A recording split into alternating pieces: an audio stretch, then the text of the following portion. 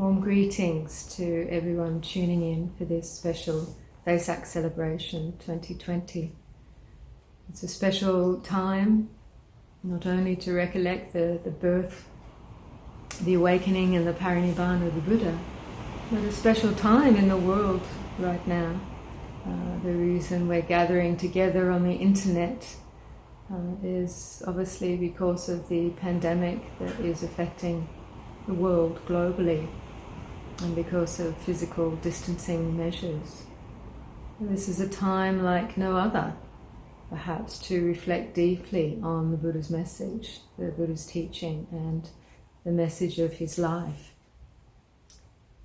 His awakening as a human being is something we can reflect on in terms of what is possible for a human life.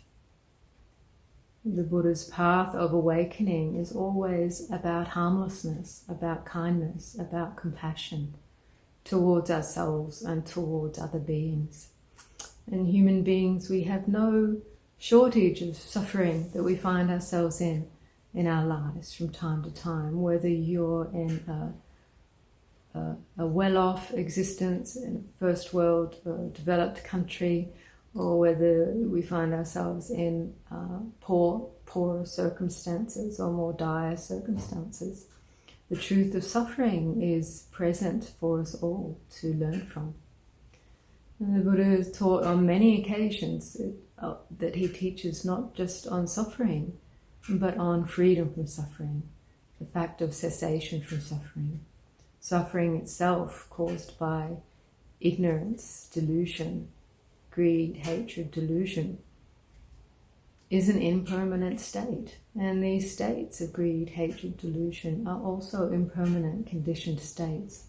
They're not really who and what we are. And so his message is one of awakening, to snap out of these more destructive or unskillful states that lead to more suffering, more delusion, more hatred, more greed, to find a path, or to align with a path of generosity, of kindness, of compassion, of letting go, and to discover for ourselves where that leads. When we learn to let go, when we actually have an experience of letting go and non-clinging, we can find a space of peacefulness in the heart-mind, which is quite a surprise to us when it happens. And this we can find no matter what circumstances we find ourselves in.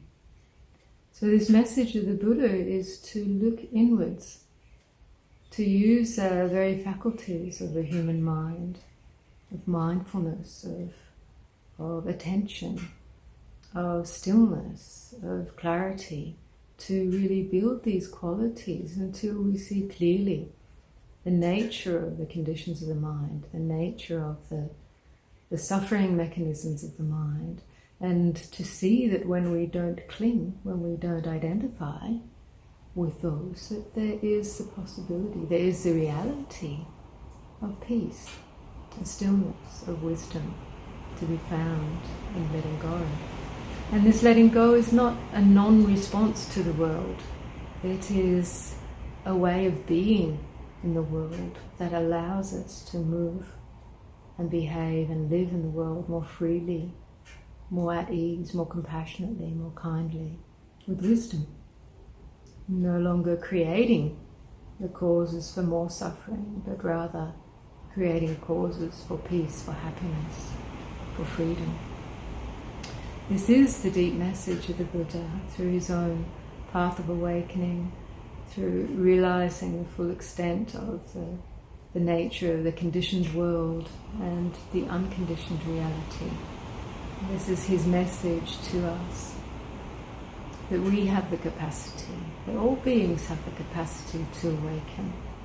And it just takes a little faith in that for us to take the step to be mindful, to reflect upon the causes of our experiences of happiness or peace, or of unhappiness, of unpeacefulness, to reflect upon the causes and to veer away as much as possible from those things that cause harm, cause harm to ourselves that we feel here, and cause harm to others. This is a way of training the mind. But most of us might think it's such a long way away before we realize this full awakening. But that's not true. It's not a true way to think. The more you walk on this path, you see the imminence of the reality that the Buddha is pointing to.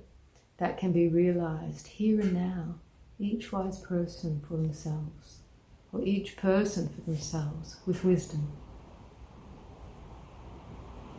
So mindfulness and wisdom is not something we're bereft of, but it is something we can develop or neglect. The Buddha's encouragement was to develop that, and through this development we will find those very spiritual factors strengthening and coming to fruition in full clarity, full wisdom, full awakening. The way we walk along this path of the Buddha's practice is as important as the way we think about it. So the attitudes of kindness and compassion are foremost.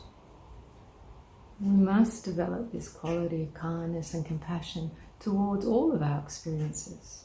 Whatever we experience for ourselves, no matter how painful it might be, we need to come to a place where we consider how to be kind towards that, how to be compassionate with that.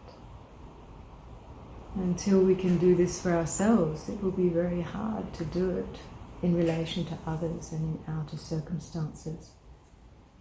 But as I said earlier, just a little bit of practice in this way, mindfulness, kindness, compassion, brings us into a place of clarity, of peace and understanding.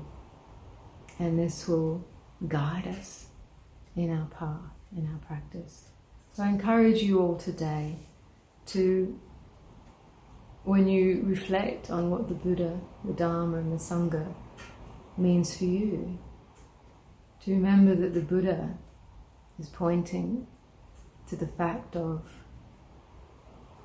the reality that we can awaken. Human beings can awaken out of suffering into a peaceful understanding of the way things are. We can see the way things are all around us if we look with right view to recognize the changing nature of all conditioned states. They're not who and what we are. It's only when we grasp at them and identify with them that suffering takes hold.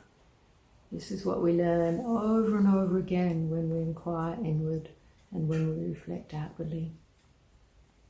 When we understand this allows us to let go, to be more open, and to rest in that quality of peace in the heart, the Dhamma lying in the heart.